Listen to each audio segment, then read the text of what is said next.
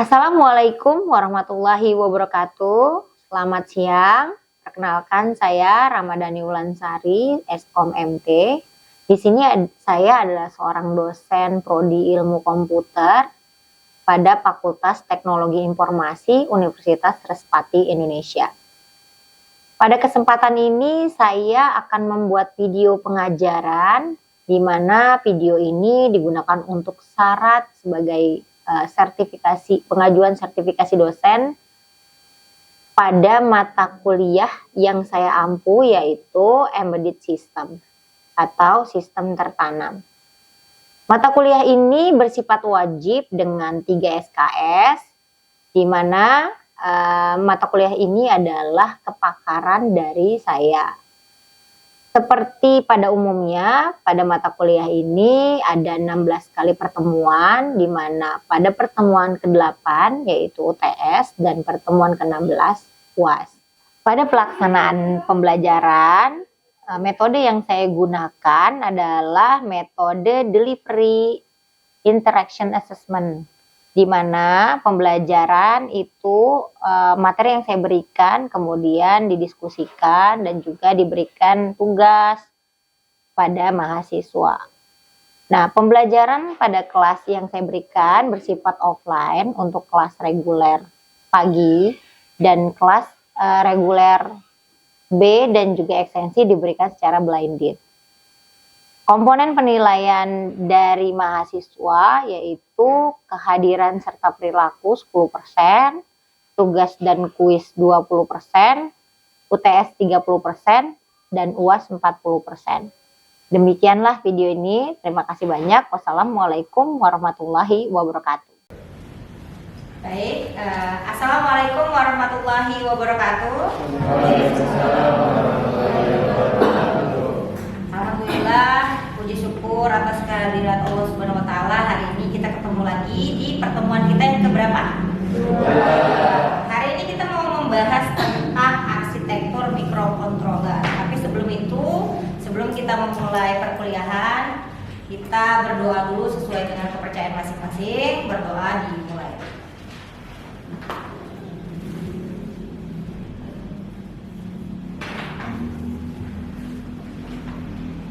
Berdoa selesai. Oke, baik rekan-rekan mahasiswa, Ibu mau mereview materi pertemuan kita minggu lalu tentang apa itu sistem tertanam. Masih ingat gak? Siapa yang masih ingat tentang sistem tertanam itu atau embedded system itu apa sih? Ada yang masih ingat? Cung jarinya. Saya Bu. Apa? Sistem tertanam adalah sistem komputer kecil yang ditanam di dalam perangkat elektronik untuk mengatur fungsi tertentu. Sistem tertanam nggak dipakai buat multitasking, tetapi fungsi hanya menjalankan tugas spesifik. Oke, jadi dia satu sistem yang dibuat dan menempel di sistem yang lebih besar untuk menjalankan satu fungsi tertentu. Benar. Contohnya apa? Kira-kira ada yang bisa jawab contoh dari sistem tertanam? Remote apa nih? Remote TV. Terus apa lagi? Mesin cuci. Terus? AC. Apa lagi? Timbangan digital. Jadi sebenarnya kita itu sudah sering banget terpapar dengan sistem tertanam atau embedded system ya. Seperti jam tangan digital, kemudian AC, kita tuh udah pernah pakai, tapi kadang kita nggak tahu apa sih sistem tertanam itu. Maka kita hari ini belajar tentang sistem tertanam. Oke, next. Nah, di dalam minggu kedua ini kita akan mempelajari arsitektur sistem komputer, di mana CPMK-nya adalah memahami arsitektur microcontroller. Kemudian indikator kemampuan kalian dalam belajar di minggu ini adalah kalian harus mampu mengidentifikasi komponen utama seperti microcontroller. Ya, kita mulai belajar microcontroller. Nah, seperti yang sudah dibahas bahwa setiap kali pertemuan kita harus menyesuaikan diri dengan RPS yang sudah dirancang. Jadi ada tujuan pembelajarannya. Apa saja tujuan pembelajaran dari minggu ini? Yang pertama yaitu menjelaskan fungsi masing-masing komponen utama dari microcontroller. Kemudian yang kedua, menggambarkan blok diagram arsitektur dasar microcontroller. Dan yang ketiga, mengidentifikasi elemen penting seperti CPU, kemudian memori, I/O dan timer. Nah, ini di sini Ibu punya contoh ya. Nah, ini contoh dari satu microcontroller. Jadi microcontroller ini ada jenisnya. Yang ini satu jenisnya saja yang dicontohkan, yaitu ini microcontroller namanya Arduino Uno. Satu tipe aja ya. Oke, kita bahas. Nah, kalau kita tanya apa itu microcontroller, ini apa ini?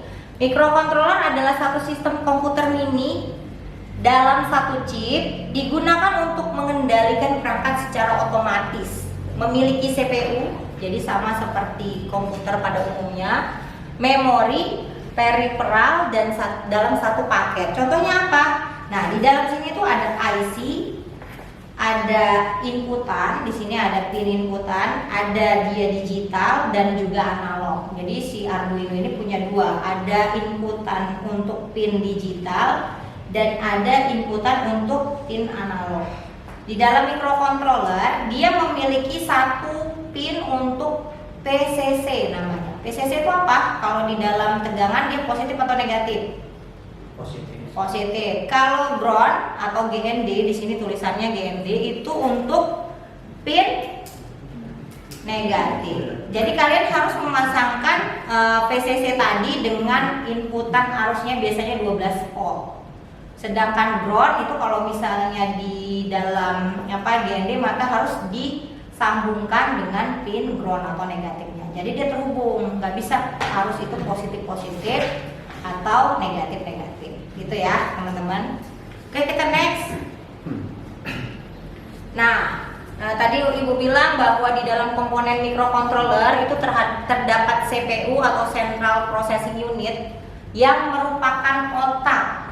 Jadi microcontroller sendiri bertugas seperti bentuk atau fungsinya manusia. Ada microcontroller itu sebagai otak, kemudian ada sensor sebagai, kalau di tubuh kita sensor seperti iya, jadi dia mampu mendeteksi lingkungan fisik seperti kulit ya, tapi kalau di sini sensor. Kemudian ada RAM atau memori. RAM itu singkatan dari Random Access Memory, di mana dia bisa menyimpan data sementara. Tapi kalau ROM, dia menyimpan secara permanen. Jadi kamu pernah misalnya contoh, ketika kamu ngetik di Word, kemudian lampu mati, pas hidup lagi masih ada nggak simpenan data sementara? Nah, itulah di RAM tadi nyimpannya, tapi nggak utuh, nggak secara permanen karena kamu menyimpannya belum di save, misalnya belum masuk ke ROM ya. I/O port, komunikasi dengan sensor atau aktuator. Tadi sudah Ibu bilang bahwa di Arduino atau microcontroller Arduino ini memiliki pin I/O atau input output yang fungsinya sebagai input dan output. Tapi dia menerima sinyal digital dan juga analog. Kalau di Arduino sendiri untuk A0 berarti analog, pin analog ya, A0 sampai A5. Sedangkan D1 sampai D13 ini ada lambang D, berarti dia di digital. Oke, timer atau counter ini menghitung waktu atau kejadian. Jadi teman-teman kalau kita mulai melakukan program, maka biasanya kita ada delay-nya kan, waktu jedanya. Nah, itu ditaruh di timer atau counter. Oke, ADC atau analog digital converter berarti mengubah sinyal analog ke sinyal digital. Karena convert itu merubah. Jadi kalau di sini ada ADC berarti analog digital converter, yang artinya dia mengkonversi sinyal analog ke sinyal digital. Di dalam microcontroller itu sudah ada yang namanya ADC. Kemudian komunikasi serial ada UART, SPI dan I2C. Nah teman-teman, untuk I2C, jadi misalnya kita menggunakan sensor atau peralatan tambahannya itu lebih dari satu, sedangkan kita menggunakan microcontrollernya ini Arduino. Nah, pin di sini terbatas. Jadi distro untuk microcontroller itu ada jenis macamnya, ada Uno, ada Duinilog, ada ATmega, ya kan? Kemudian ada kita juga microcontroller yang lain yang pinnya lebih banyak daripada Arduino Uno. ketika kalian memiliki Arduino Uno dan harus menggunakan I2C karena ada tambahan dari peralatan lain, maka untuk menggabungkan dua microcontroller ini menjadi satu, kalian harus menyambungkan pin I2C yang di sini ada pin I2C menyambung ke microcontroller yang satu. Jadi kalian tidak perlu membeli microcontroller ini dua. Maksudnya lebih ganti lagi. Jadi dua Arduino Uno jadi satu untuk I2C. Oke, next. Nah, blok diagram microcontroller. Seperti biasa, saya menginfokan bahwa setiap peralatan itu ada yang namanya blok diagram. Terdiri dari blok inputan, proses, dan juga blok output. Selalu ya, input, proses, dan juga output. Nah, microcontroller ini juga memiliki blok diagram. Kalau teman-teman pernah lihat ini peralatan yang kalau kalian pakai PCB polos, kemudian kalian rancang sendiri, maka kalian harus menggambar blok diagram ini agar jalur itu tidak terputus. Ya. Nah, diagram menunjukkan antara komponen harus ada CPU, RAM, ROM, I/O, port, timer, ADC, komunikasi. Kemudian digunakan untuk memahami alur kerja dari microcontrollernya. Nah, kalau kalian masih pertemuan ini, kita belum membahas tentang bagaimana satu jalur itu dibuat. Jadi sebenarnya kalian harus pakai PCB polos, kemudian kalian menggambar jalur, kemudian menyetrikanya, dan kemudian kalian harus menggunakan cairan periklorid namanya untuk membuat diagram dari microcontroller ini. Oke, kita next. Nah, ada peran teman-teman, ada peran komponen di dalam satu microcontroller, yaitu peran komponennya apa? Yang pertama CPU, tadi CPU atau otaknya dari microcontroller itu mengeksekusi instruksi program. Jadi digunakan untuk mengeksekusi dari instruksi atau program yang kalian buat, sehingga microcontroller tadi mampu menjalankan perintah atau tugas dari bahasa pemrograman yang kalian buat. Kemudian RAM, dia menyimpan data sementara. Kemudian ROM, dia menyimpan program utama secara permanen. I/O port itu koneksi input dan outputnya. Ada timer mengatur waktu otomatis dan ADC untuk membaca sinyal. Apakah sinyal itu harus diubah analog digital atau sebaliknya? Digital berubah ke analog. Oke. Untuk mengetahui bahwa kalian sudah memahami materi yang saya berikan hari ini, saya ada tugas latihan. Mohon dibaca dan kemudian sementara kalian kerjakan dan kalian presentasikan tentang tugas yang saya berikan ini. Silakan ya teman-teman semua. Ini latihannya. Silakan dikerjakan beberapa waktu. Nah, nanti kalian presentasikan. Oke, ada yang mau mencoba menjawab? Saya, Bu. Siap, ayo Revali. Perkenalkan, nama saya Rivaldi Afrozi. Saya akan menjawab pertanyaan 4 komponen utama microcontroller. Yang pertama CPU. CPU berfungsi untuk otak dari microcontroller. Yang kedua RAM. Fungsinya menyimpan data sementara. Yang ketiga ROM, menyimpan program secara permanen. Yang keempat I/O port atau input output yang menghubungkan microcontroller dalam perangkat seperti sensor. Ya, betul ya, rekan-rekan semua. Kita lanjut untuk pertanyaan kedua. Tadi tentang baik, siapa yang mau lanjut menjawab soal nomor 2 atau perbedaan dari RAM dan juga ROM? Siapa yang mau jawab? Saya, Bu. Ya, baik, Jaki, silakan. Perbedaan dari RAM sama ROM bisa diambil dari pertama, singkatannya aja berbeda. Pertama kan RAM itu random access memory, yang kedua ROM itu read only memory. Jadi secara fungsi untuk RAM sendiri itu untuk menyimpan data sementara dan ROM itu untuk menyimpan data secara permanen. Di microcontroller sendiri ROM itu secara modern disebut sebagai flash, dan flash itu bedanya dengan ROM. bisa di programmable, jadi bisa dipartisi. Beberapa flash itu biasanya diisi sama kayak EPROM, kayak dan sebagainya. Dan di RAM juga ada dua jenis, ada SRAM sama PSRAM. SRAM itu statik dari RAM-nya sendiri, jadi dia internal. Sedangkan PSRAM, shadow RAM itu eksternal, jadi sebagai tambahan.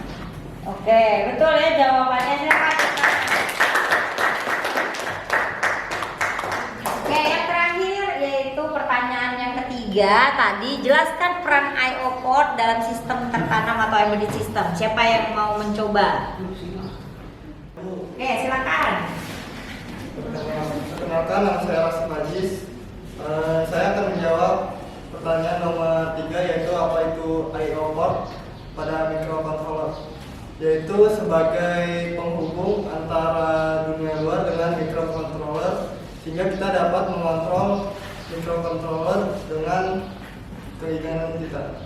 Yang pertama itu input, kita mengambil data dari sensor seperti suhu, cahaya, dan gerakan. Dan kedua output, yaitu untuk menampilkan seperti aktuator dan LED. Itu saja. Oke, betul ya jawabannya.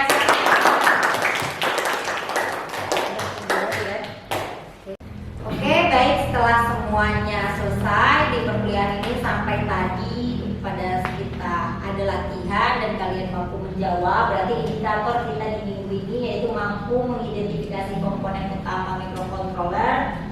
Dirasa sudah cukup dan kalian paham. Itu saja. Apakah ada yang ditanyakan untuk pertemuan minggu ini? Cukup. Oke, begitu saja. Kita bertemu lagi minggu depan dengan tema dan pokok pembahasan yang berbeda sesuai dengan RPS. Wassalamualaikum warahmatullahi wabarakatuh. Waalaikumsalam.